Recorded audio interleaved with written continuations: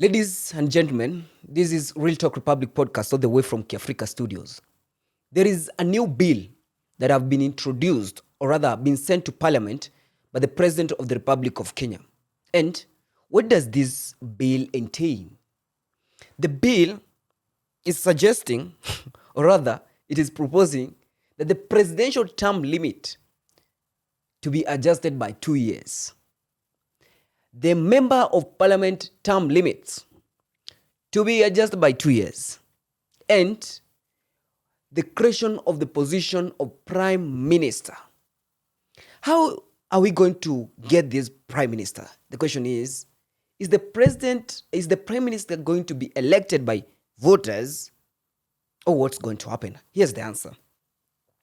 The prime minister, suppose these bills goes through in parliament, in Senate and National Assembly, shall be appointed by the president from amongst members of parliament. What of the deputy president?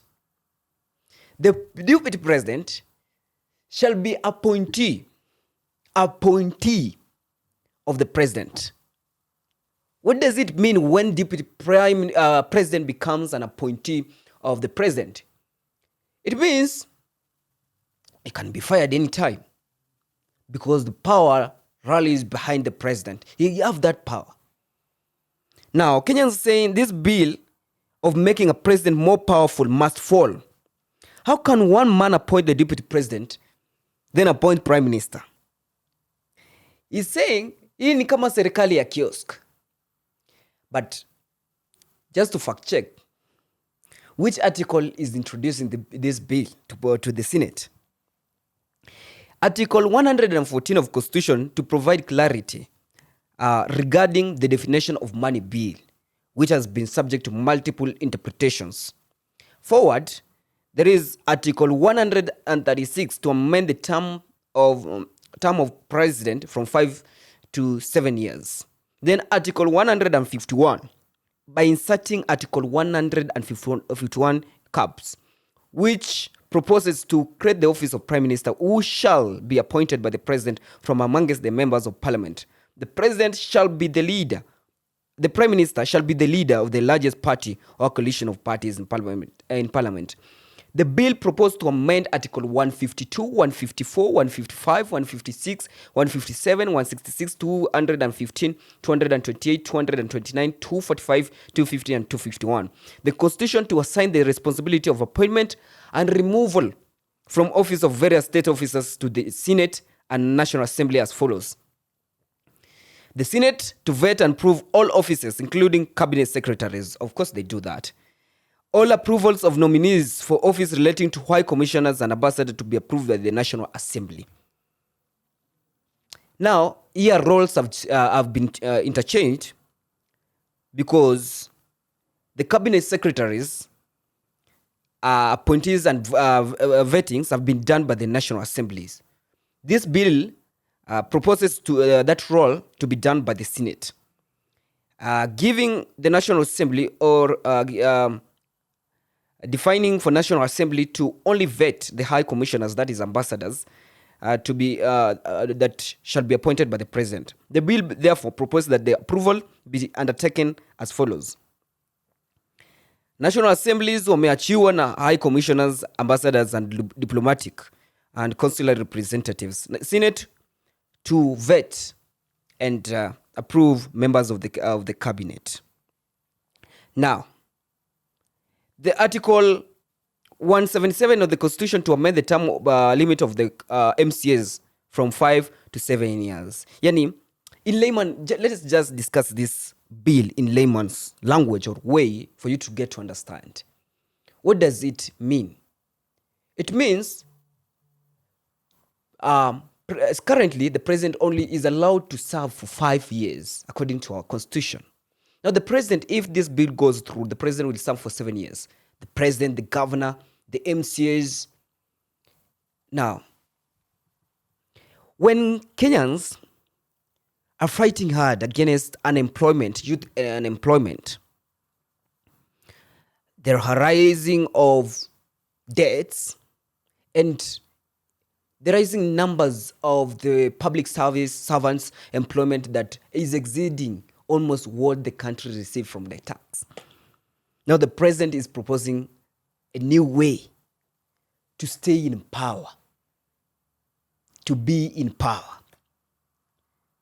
What does this mean? It means that this government or the government does not care about you. It's not their concern. Of course, every politician believe that the appropriate thing or the best thing yenye wanaweza kuwa nayo is power. And that's why the president is saying 5 years, or if you decide to give him another 5 years, that is 10, is not enough. Therefore, give us 7, that is 14. It's very unfortunate because after this bill, Kenyans found out about this bill, the Senate rushed to dispute Kenyans by telling us or telling you that you stop spreading misinformation. But according to Willis Evans Otieno, Pikipiki Ponki said, the bill is the height of political fraud. You cannot amend the constitution to extend your own term in office. That is self-dealing of the worst kind. Article 101, 136, 177, and 180 were deliberately fixed at 5 years to ensure accountability through periodic election. Extending term to 7 years without going back to the people is a direct assault to Article 1. You remember, sovereignty belongs to the people, not to politicians. Creating a prime minister appointed by the president under Article 151 is an insult to Kenyans who fought for a system check imperial presidency. This clause is nothing but a backdoor to dictatorship. You see, in Africa it happens. Now, before I tell you whatever happens in Africa, let's read whatever the Senate told us. Senate of Kenya said this information is incorrect. A review of the official Constitution of Kenya Amendment Bill 2025 shows that the claims being made are false. Here's the fact based on the contents of the bill, according to the Senate.